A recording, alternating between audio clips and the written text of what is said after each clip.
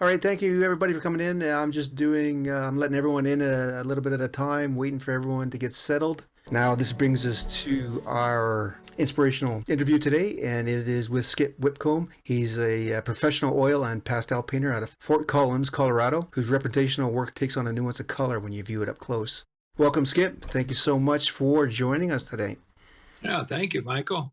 Happy to be here. Much appreciated. There we go. So, along with that, I'm going to show some images of your paintings. Can you just introduce Great. yourself at the same time? You bet. Yeah, I've lived in Colorado all my life, and the Rocky Mountains are pretty much my backyard. It's what I love to paint. And by the Rockies, I mean everything from Arizona up into your country in Canada. So, all facets of it. I consider myself a Western geographic painter. I'm not one given to painting cowboys and Indians.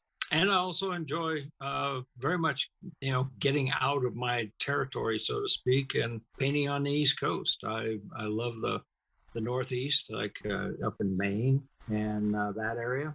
I find it really fun and challenging to paint. And I also enjoy painting on the West Coast. I would dearly love to be able to spend more time in your country. It's very, very much what my country was when I was growing up. You still have that beautiful access to that gorgeous landscape of yours. So Yeah, we are lucky, that's for sure. yes, you are, and don't forget it. No, no. Don't Well, forget it. the older I get, the less I take advantage of it. That's for sure. Now, in my introduction, and I got it mostly off your website. You mentioned that you're more of a representational painter. But I noticed it looks like the pieces that you painted outside, they bend more towards impressionism. Is that just because of the time allotment you have? Well, your time has a lot to do with it. That Impressionism was kind of bandied out about a little too freely. That was a movement, it's a historic movement. And I consider myself a naturalist, more of a naturalistic painter. I like the broad interpretation when I'm outdoors. I, of course, you all know that we have very limited amount of time to work with when we're out in the field, and maybe an hour and a half. That's how I kind of judge. I give myself an hour and a half at the most, and I check over the course of a painting just to time myself. Always write down the time in my thumbnail sketch that I started my painting, and I refer back to that from time to time, simply to check and make sure I'm on time and I'm not going to get too much of a light shift. You push it close to 2 hours, but that's for me, that's almost too much. Yeah, yeah. That's too many things change. What size do you usually paint in that hour and a half? Well, these days, I've had a lot of birthdays. And so I've kind of gone down in size, and I generally work in the 8 by 10 to 9, 12, 10, 12 range when I'm outdoors. And for real quick color studies, just to try and nail a note or a passage, I'll go with a 6 by 8. But that's, these days I don't go out there with my 12/16s or 16/20s anymore. Yeah, yeah. Yeah, Too much like work, isn't it is. it? And I'm, after all these years outdoors, as you know, working out there is an addiction. It is. I mean, I can't spend my life solely in the studio. I have to get back out to the source and recharge my batteries and what I refer to as harvest new pieces, harvest new thoughts, and just refresh my eye. I try to balance my life today between working outdoors and working in the studio, and that's my whole approach to outdoor work now is probably more abbreviated than when 20 years ago, because I find that I really don't need a whole lot of small stuff, detail stuff. I want the big things. I Yeah. want big notes, and I want the big compositions, the big shapes. And then when I get back in the studio, then I can orchestrate those things on a larger scale. That's what works for me. That doesn't necessarily mean it works for you. I mean, we all have our own approach. And as one dear old friend of mine said, what's cake for me could be poison for you.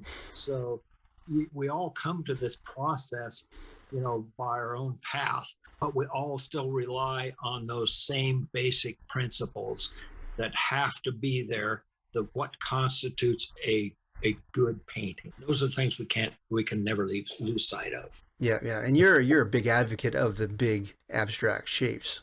I am. That leads me into a rabbit hole here of abstract thinking. Can you take a bit of time and explain that for us? You bet. We have to. One of the things that I try to get across to students is all painting is abstract, because we're not trying to reproduce verbatim what's out there, or that model in front of us, or that still life. We can't do that. We're simply working with paint on a canvas. And in order to communicate to the viewer, we're dealing with shapes within four edges. And it's how we arrange those shapes that will convey a message to the viewer. Those shapes are abstract. They are nothing more than a dark against a light, or a large, simple shape against a smaller shape. Preferably, you try and keep your compositions to, 5 or fewer shapes that are going to fill those four edges. Okay, yeah. So you're not talking about shape of objects at all. You're talking about shapes of value, right? Positive, negative shapes. Yeah. And if you've designed that shape properly, it will all of a sudden become a figure, or it will become a landscape. But it's about, in our case, we're discussing landscape. It's about reducing what you see out there into basic masses or shapes. And that's what that's what you have to utilize on the canvas. If you see a stand of trees, rather than look at 56 different trees are all in a stand, you see it as one mass with a characteristic edge to it, and a shape. So, and the same with a stream bed or a creek bed. It's a shape, and where you position yourself will determine whether that is an oblique triangular shape that has kind of maybe a sinuous shape to it, but it will basically be kind of triangular, won't it? Or will it be obtuse, where you're looking more down on top of it? So it's a shape. It's an abstract shape. And if we see it that way, then it's much easier to orchestrate that on our canvas, on our panel. I guess it's artist's choice after that to determine how smaller those shapes get as they continue into the painting. Right. And we can make those any size we want. We are in no way beholden to that subject out there. What's the simplest way I can say this with the least amount of detail? Yeah. Because the simpler your shapes are, these abstract shapes, we're not giving them names. We're not going to say a stand of trees. We're not going to say a stream. What is that shape? Because as soon as you give it a name, then you feel beholden to it, and you feel beholden to portray it exactly the way it is. And it's like a dear friend of mine who's a painter that he's taken several workshops from me, but he said, "Oh, I get it. You don't want to name your babies because you might have to kill them." And I thought, exactly. What? I guess that's a way to look at it. Yeah, he's a rather twisted soul, but tremendous painter. I guess that works for him, eh? Oh my gosh. Yeah. Oh dang. But it's a great concept to hang on to, because as soon as you start to name those things, then you are subconsciously trapped into not violating their textures, all those things. So you're much freer to editorialize them. Yeah, yeah. Well, it's like the old trick of taking a photo and turning it upside down and painting that. Exactly. Yeah. Then you just reduce it to some shapes. For those people out there, if you go into YouTube, you can actually search for Skip, and a couple of great videos come up on color. And when did you become so enthralled with color theory, and why? When I really started delving into the basic whys and wherefores, probably 25 years ago, I went to an excellent school, and we were taught color, but kind of through the back door. It was, use these colors for this painting, and you will have harmony. Never why, never how, but use these colors. Now, this time, use these colors. I went along with that for probably 20 years. And I realized unconsciously that if I limited my palette to a few certain colors, that I could attain harmony.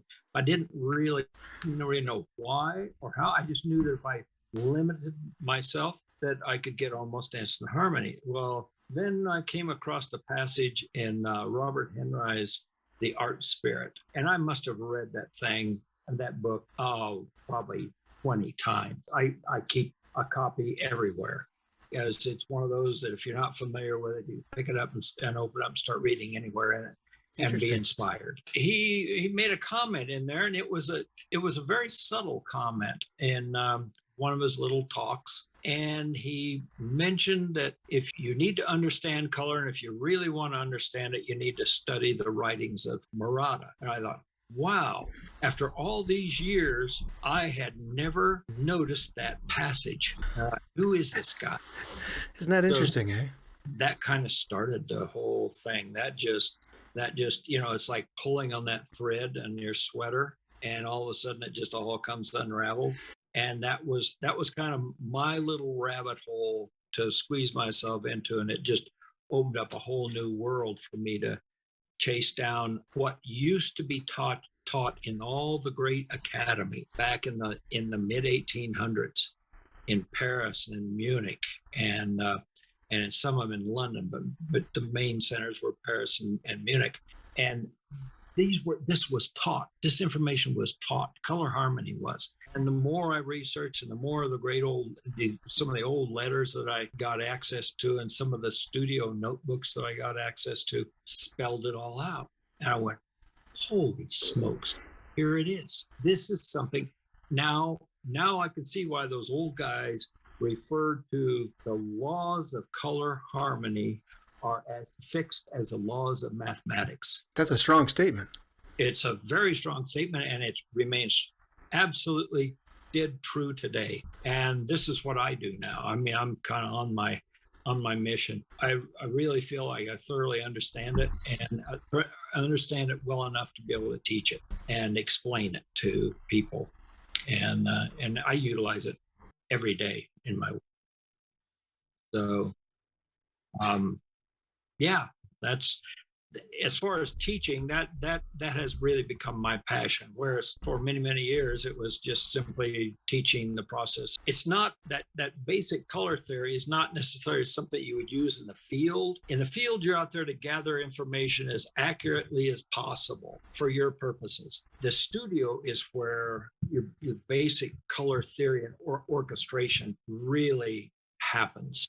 So I know a lot of my students will take some of our set palettes and take them outdoors. Certainly can do that and gather tremendous results. But in the field, you have to realize you may not necessarily be able to duplicate those colors that you're seeing out there. Now you're orchestrating those. Now you've added another dimension to the outdoor work.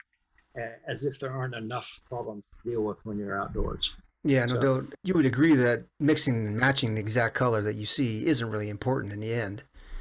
No, it's not. What is important in the end are the values. Yes. The values. And you have to be dead on with those, or have a darn good reason for violating. There's an old saying that color gets all the credit and values do all the work. And that's absolutely true, because if your values are off, all the greatest, most razzle-dazzle color in the world isn't going to save that paint. If those values in your drawing is off, you're already dead in the water. Yeah. And I think we've all personally had experience with that. Oh, I don't care how long you do this. Yeah. That's something you have to be constantly aware of. I mean, there's not a day that goes by that I don't have to remind myself, watch your values.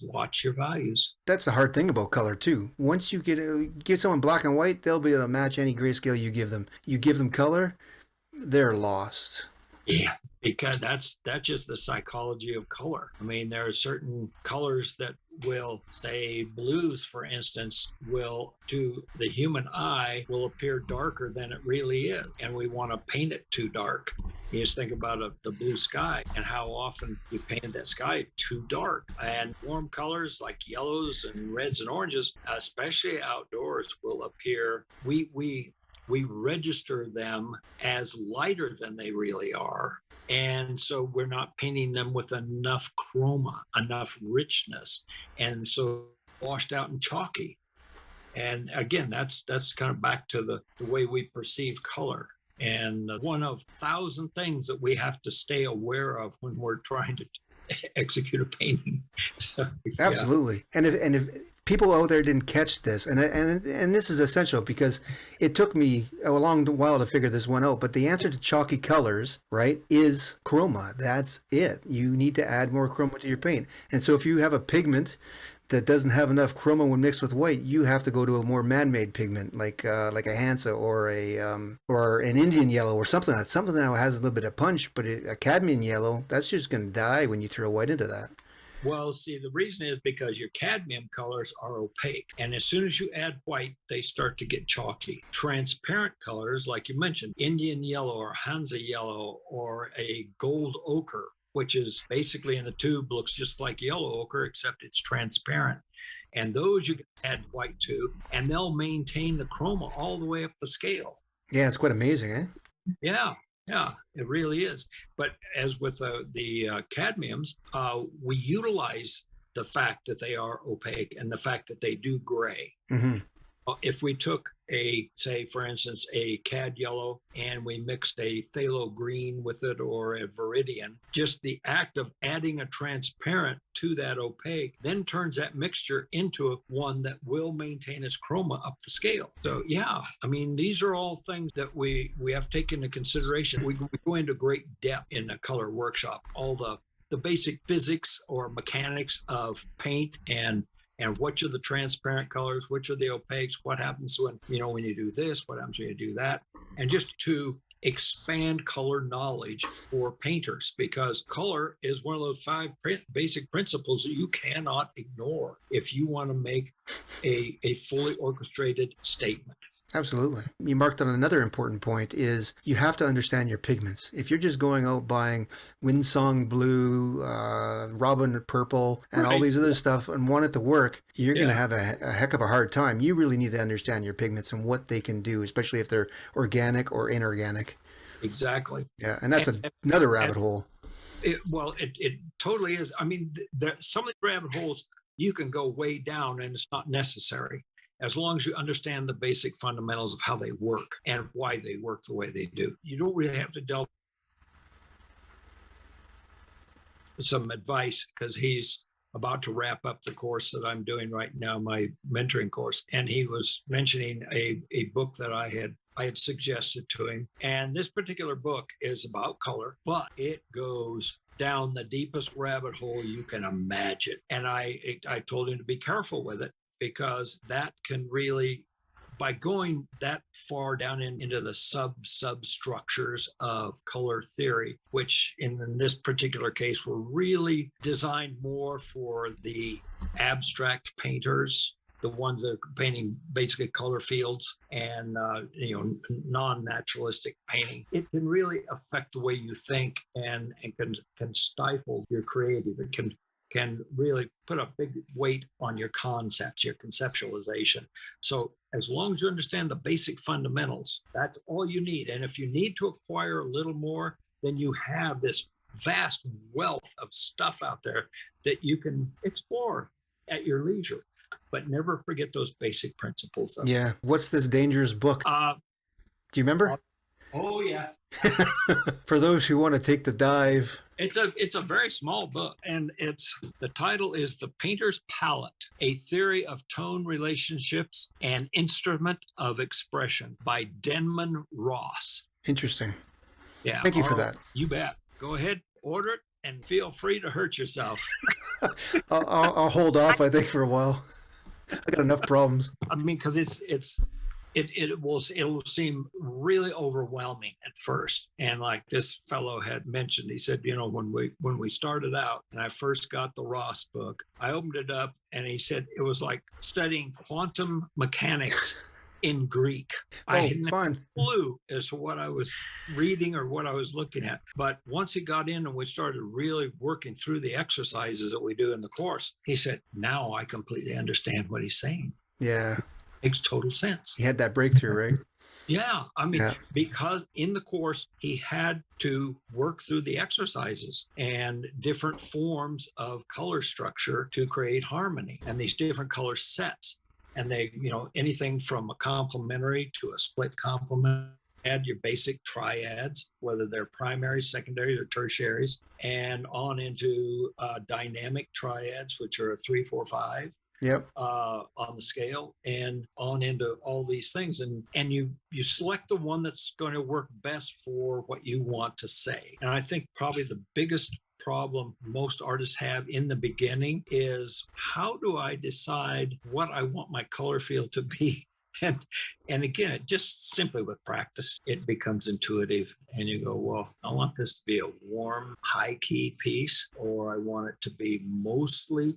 Here's another decision that has to be made: is what do I want? How do I want to approach this painting? And this is true in the field too. Do I want it to be mostly darks with a few lights, or do I want it to be mostly high key with a few key darks? Bingo! There. You already have solved a big question in how am I going to compose this? And is it going to be horizontal, or is it going to be vertical, or is it going to be a square? How do I want to do these things?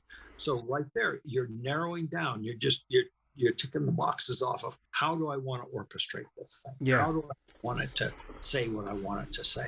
You hit a nail on the head there too, is you have to decide. Because with color theory, you can pretty much explain everything. The key is, and this was another thing that the old guys understood thoroughly, and they were taught this in the academies, was the fewer colors you use, the greater the harmony you're going to achieve. So across the board, the recommendation by those old academicians and those great old painters that we admire today, Tom Thompson, for instance, understood that you generally don't want to go over 5 colors for any given painting, because once you do that, the harmony starts to slide away. So they considered anywhere from 3 to 6 colors to be max. As soon as you stepped in with a 7th color, you dropped yourself into the student level again. That was what they were taught. Wow, hardcore. Yeah, very hardcore. And then you begin to identify, I know exactly what his palette was. Holy smokes, was he ever sneaky? There are only 3 colors in this. And it's what he did with those 3 colors and those cross mixes that, wow, I don't need 12 colors after all. But it's important to have a good working palette when you're, whether you're outdoors or in the studio. And mine fluctuates in the studio. I have a large, big drawing table at one time that I turned into my tabaret, my palette that I mix on. And outdoors, Nice. go ahead. Oh, I was just going to say, nice. That's a large surface. Oh, yeah, because on a bigger painting, I like to mix up big piles of paint, so I don't have to put 2 or 3 brush strokes down and then go, I didn't mix up nearly enough. Now, what did I mix to get that? Which in turn makes the mixing and your choices much simpler. If you're only working with 5 colors and you only have 5 colors out there, you go, well, yeah, I know exactly what to mix. Now, this time I'm going to mix up a lot more, because at the end of the day, it's going to be a couple of days before I get back to this, then I can scoop those piles of paint up and put them in a little container and put some water on top of it and put them in the refrigerator, and come back next day and dump the water off and scoop the paint out, and it's just as fresh as it was. I've never heard of that technique before. That's interesting. That's another one of the old guys understood. Now, with your color mixing, you have these large piles. You have your 5 or 6 pigments that you're using. When you're mixing color for your painting, you're not focused on matching the color. You're focused more on, can I say, value, color temperature, and in the general hue. Would that be correct? That would be all the above. Yeah. And before I start in on a big piece in the studio, I always do a more developed black and white thumbnail drawing. In the field, my thumbnail drawings are anywhere from 2 by 3 inches to 3 by 4 inches in my sketchbook. In the studio, I may spend a whole day or 2 doing nothing but thumbnails for a larger concept, a larger piece. And my studio thumbnails would be more in the range of 12 square, 1216. A lot of them I'll do 1418 in that range. And I like to work with vine charcoal on good paper, because vine charcoal is a lot like wet paint. You can move it around and you can pick it back up again. And so you can really set your composition to be a more formal composer. Yeah, I want to know that all those values, my composition is nailed before I go to even put a mark on a big canvas. I mean, big canvases are intimidating enough. No doubt. I mean, let alone stepping up to one, not knowing where you want to go with it. True enough. Yeah. So Okay, it's been half an hour now, so we're going to open it up to questions in a bit. Everyone get their thinking caps on. Before that, though, I want to ask you then, this is a good lead into this next question, is how do you go about enlarging your, say, smaller studio pieces or the pieces you had plein air to your larger pieces? It sounds like you do a lot of the larger charcoal no tans, but is there anything else you work on?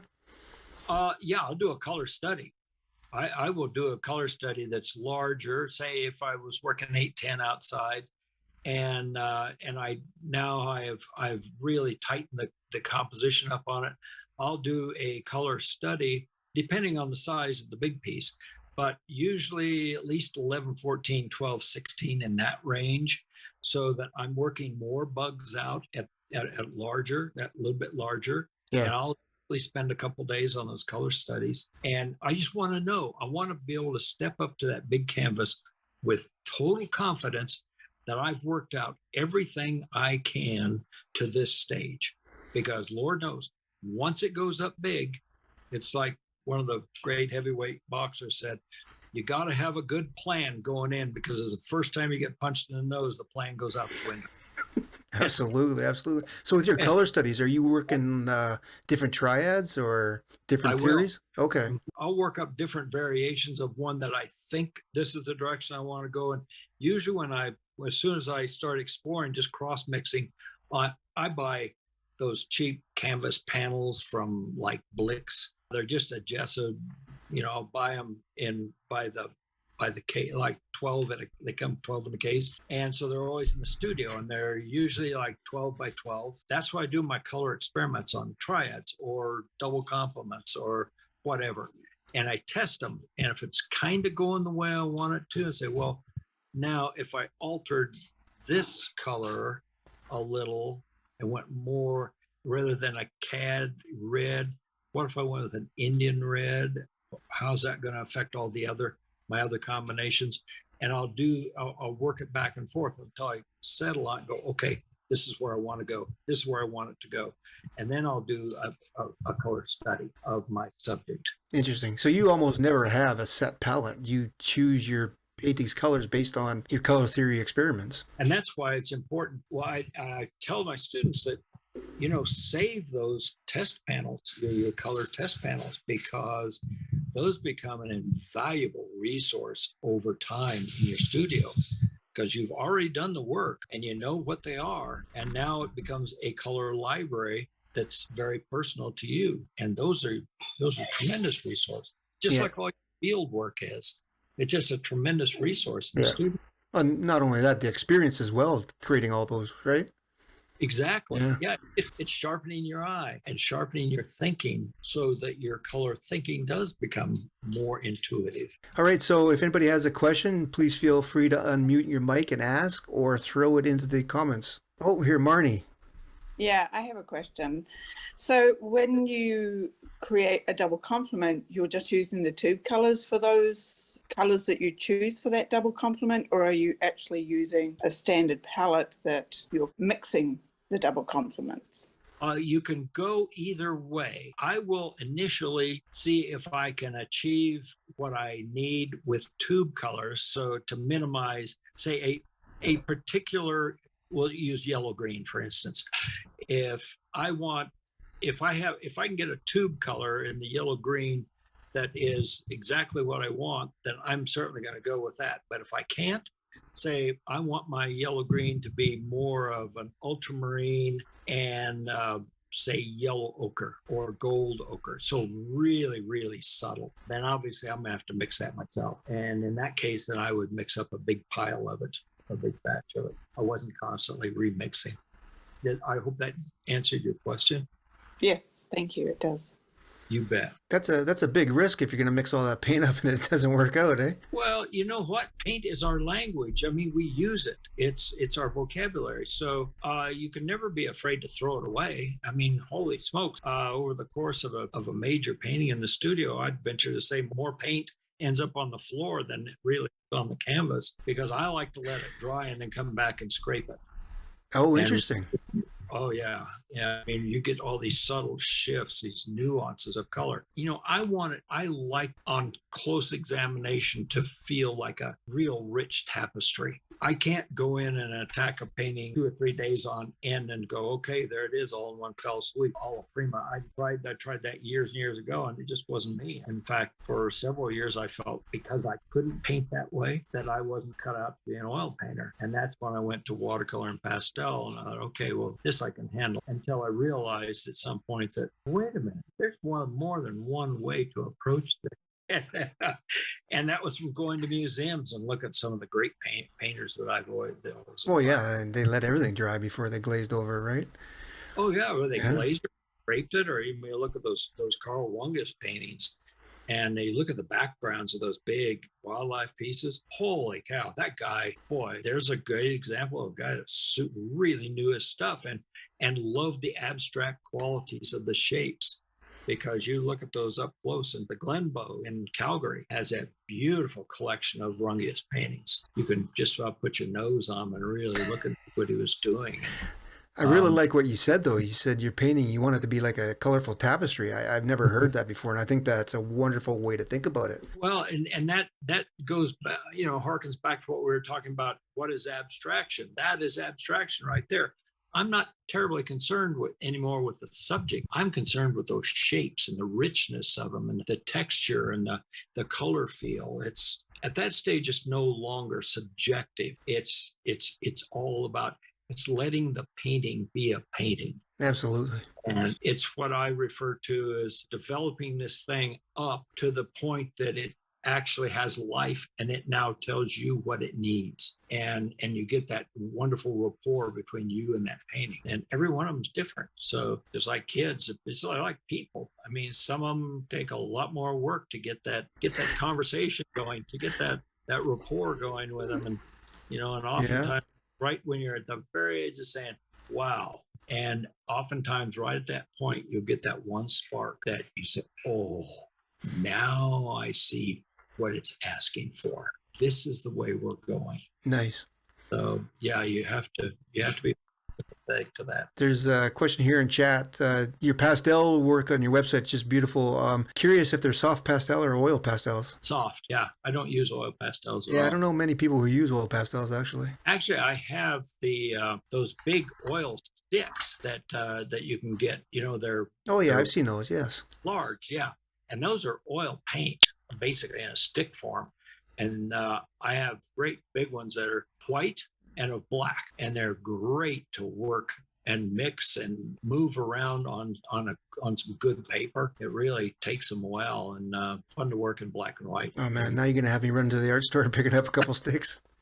Hey, you never can have enough stuff. No, not at all. Not at all. I just wanted to let you know that I used to work with oil pastels in the 70s, and it was wonderful. It was actually what made me want to do oil painting later on. I don't know why, but it had a fluidity that I kind of liked, but you had to do a lot of work with your fingers to blend it, you know, at that time. But it was a great experience anyway. And well, and it led you to oil painting. Yeah, I mean, it's kind of way off in mediums, right? Not at all. Not at all. I mean, because I've tried using oil pastels years ago, and well, if this is what I'm trying to do with it, why not just paint in oil? Yeah. You know? Cut out the middleman, right? That's Exactly. Yeah. Yeah. I guess it's kind of a way of sneaking up on oil painting. Yeah. Thank you, Reet. We have a question from Nidhi. I believe that's how you pronounce it. Yeah. Hi, Michael. Hi, Hello. Skip. Wonderful Hi session there. it was. So, if I heard correctly, you mentioned that, before hitting the canvas, you make a thumbnail which, goes towards the size of probably 14 by 18 or 12 by 16.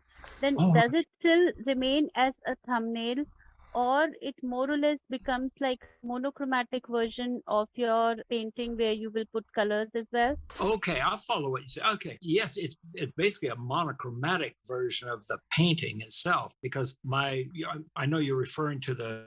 No, you just cut out a little bit too, Skip. To me, it feels more like wet paint, and I can move it around with my thumb and really soften edges, lose edges, and then come back in and reestablish a sharp edge here and there. But basically, it's quick to use, and so it becomes you're not thinking about the medium anymore. You're thinking about what you want to say with it. I guess is the way to describe it. But yes, it would be monochromatic, and I consider it simply a thumbnail, a drawing of my concept. Yeah, and you're just looking for abstract shapes, right? Right. I'm looking for the composition. I'm trying to put my composition together with these in values. So where do the big shape, where do the shapes intersect the edges, the four edges? Where do they go off the edge? Am I getting things a little too even here? Do I have a nice variety of shapes? A large and a medium size and maybe a couple smaller shapes, trying to be very aware of the space, the masses and how they're going to fit together. Got it.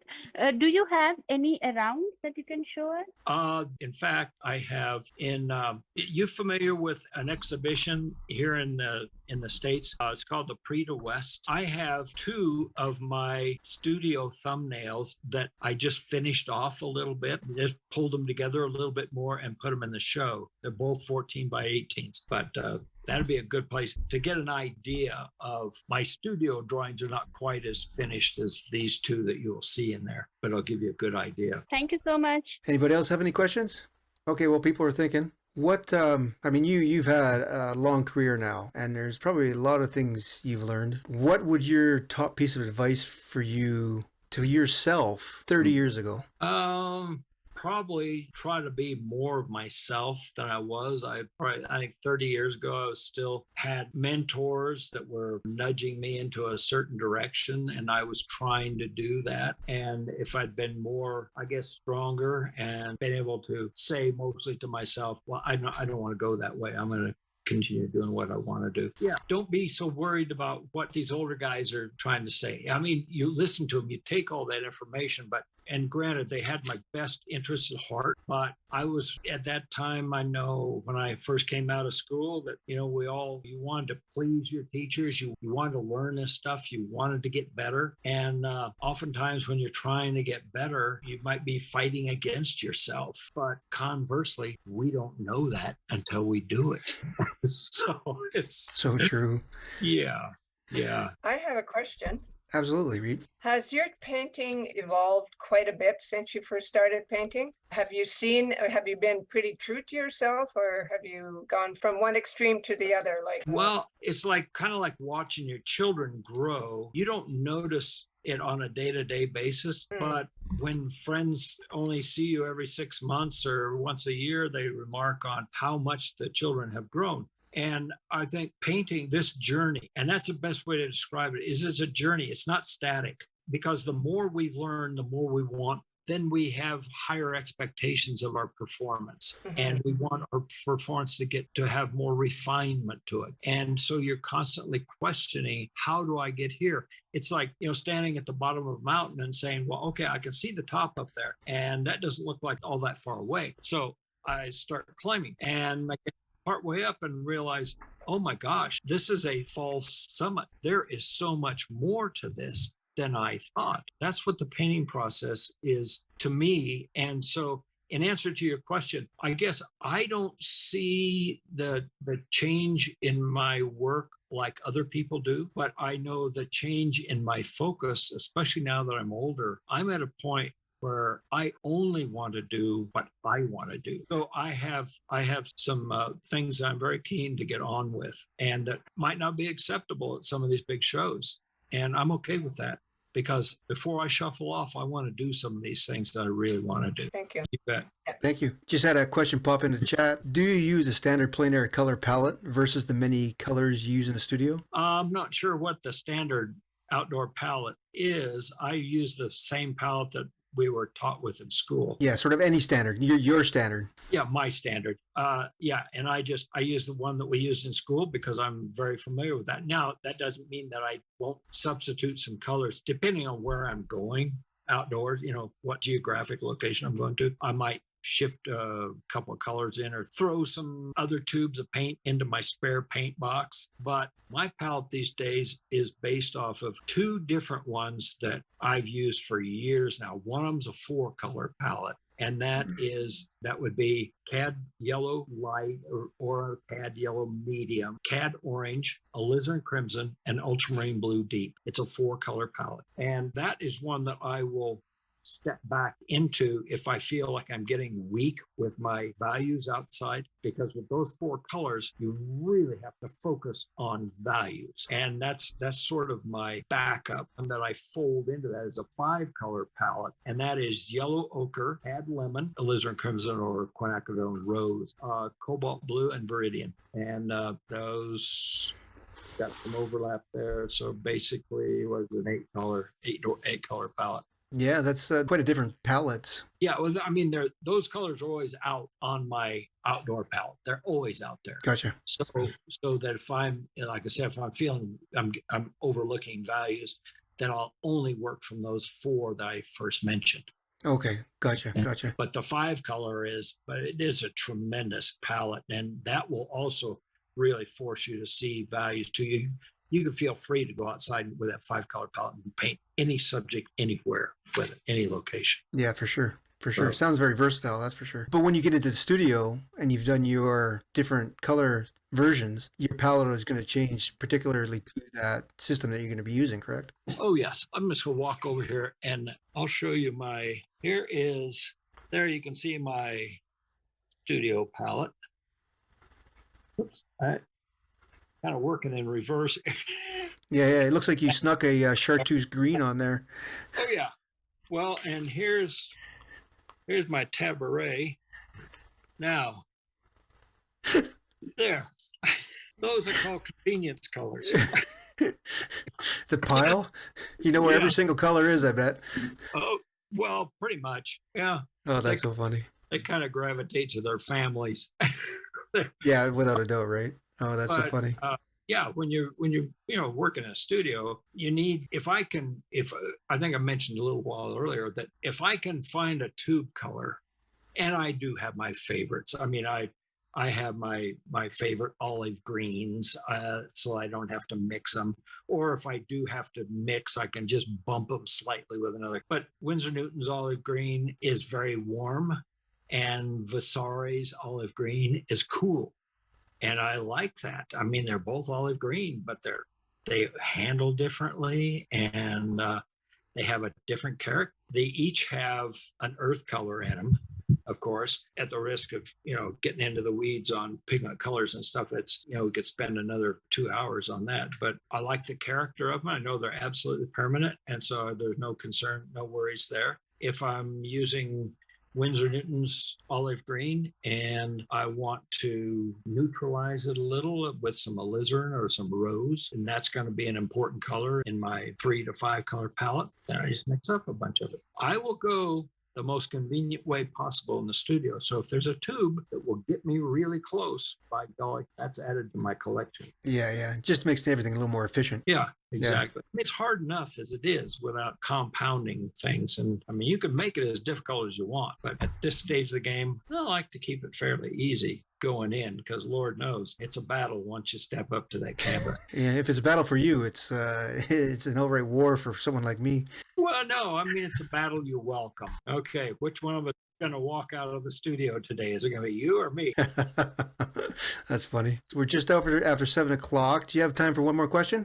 You bet. Okay, and this goes back to your experience with pastels. And she asks, what brand of soft pastel do you use? And what do you suggest for beginners in terms of how big of a pack? Ooh, yeah. Well, you're asking wrong guy for that, because I've never really counted them all, but somewhere in the vicinity of at least 2,500 sticks of pastel in the studio. And I have Unisons, I have Great American Pastel Works, I have Schminke. I have the remnants of the biggest set that Rembrandt ever made, which they don't even make it anymore, but it's 300 and some colors in that set. Pastel painters, I think, are mostly like junkies. And I mean, when you start in on a painting, you never have the right stick of color that you need. And so you run out to the store and you come home with an armload of colors that, I mean, that's what we do. So that's why I have all these blasted things around, and maybe one out of every 20 paintings do I use a lot of them, and there are others, the core. But if you want a start, I would highly recommend Great American Art Pastels. Let me grab one of them real quick. Okay, sure.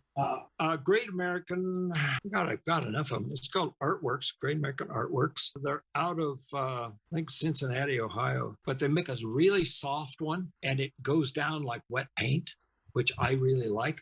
The Unison are a slight bit harder, and you can buy those here. Jack Richardson is also making a version of the Unison pastels, and you can go on to Richardson, RICHESON, Art Supplies, and look at they have great sets. They're a good one to start with. Also, Terry Ledwig out of Denver, Colorado, makes a beautiful line of soft pastels, and they're square, so they're more chiseled, may go down more like a brush. This is Great American Artworks, and it's round now, but now they're making the square shapes, and I prefer. But you make them, you wear them to the way you want to use them anyway. So. But I'd check out, those are 3 or 4 really great resources. And you can buy a set of, say, 240 or whatever that size set comes in. That'd be a tremendous way to start. And unfortunately, they're not cheap. They are an investment. But you realize, too, that a stick of pastel, I probably had this stick right here. You can see it's like a cad yellow lemon. And you can see how much I've used it, and I've had this particular stick for probably 20 years. It's in case I need it. Yeah. The general rule of thumb, I think, with pastels is have as many as you possibly can. Oh, yeah. Now, I have one last question for myself here, if you don't mind. I think we can all agree that an artist is nothing more than a creative entrepreneur, really. You don't really realize this until you get further along, and you have to start doing everything, especially when you start promoting shows, marketing, etc. Since, again, with your experience, what would be your top business advice for an artist? Boy, I fall into the heading of that the artist is not a really good business guy. There are a lot of them that are a whole lot better than I am at it. I've sort of made the mistake of relying too much on my dealers and just being much more involved with the studio and not paying as close attention as I should have with my galleries or dealers. But as a result, I was fortunate in the sense that now I have 2 dealers and 1 gallery, and they take care of me. So I'm very pleased with that. But that is certainly not a normal course of relationships. It really isn't. And especially today's market, I would be very reluctant to give advice with today. It's a whole different world out there. And I'm thankful that I'm not starting today. No, I am, because I mean, with all these young Turks out there, and they have thorough knowledge of digital medium and promotional stuff, and they do, they add wonderful music to their videos, and they know how to edit and do all this stuff. I don't even want to know how to do that. You know what? I still think that's a good piece of advice. Keep on top of things. Never let anything slide. Be in control of yourself, not let someone else be in control. Exactly. Yeah. And that's probably the biggest thing right there is just stay on top of things. Stay on top of what your galleries are doing. Pay attention to them. Visit them, because, if they can't feel your presence, then they can start to let that slide and let you slide and let your payments, when they owe you money, they can let that slide because, he never comes around. Believe me, there are so many of them out there that are like that. The artist is a relationship. It's a partnership. And that's the thing that I didn't get for many, many years. And I was just fortunate enough to fall in with my gallery, and my gallery dealer I've been with for almost 30 years now. And just, I mean, she's like my sister. And the other dealer that I have, I've known him for many, many years and trust him implicitly. So they've never done anything to cause me to question their tactics or anything. So you got to find somebody you can trust. Yeah, I think you, again, made a good point where it's a relationship, and it doesn't matter if you're in a gallery or not. If you have someone buying your paintings, make a relationship with them. Then now they can be a patron. If you're in a gallery, make a relationship with the gallery owner. And I think a lot of artists miss that because, yes, we're kind of introverted, but sometimes you need to get out there and really be social about it to be successful. You have to force yourself to do it. And with a gallery, I mean, the understanding has to be that when they make a sale, that you get that client's name and address, and don't ever undersell your gallery. Don't ever cut a deal outside the gallery. If you have a good gallery or dealer and a client comes to you, you run them through your dealer. That way you cement that bond, that relationship that you have. Oh, I can see that for sure. It's very copacetic, isn't it? Yes, it is. Very. Yeah. And those are a few words of advice I can offer up. Well, I think those are great last parting words for us here. I just want to say thank you very much for having this interview with us. I got a lot out of it. I think everyone else did as well. I thoroughly enjoyed it, Michael. And, oh, you're too kind. I'd like to keep the doors open here because I do plan on getting up your way as soon as the officials will let me into your country. Thank you all so much. You bet. You bet. Bye-bye, everyone. Take care. Thanks very much.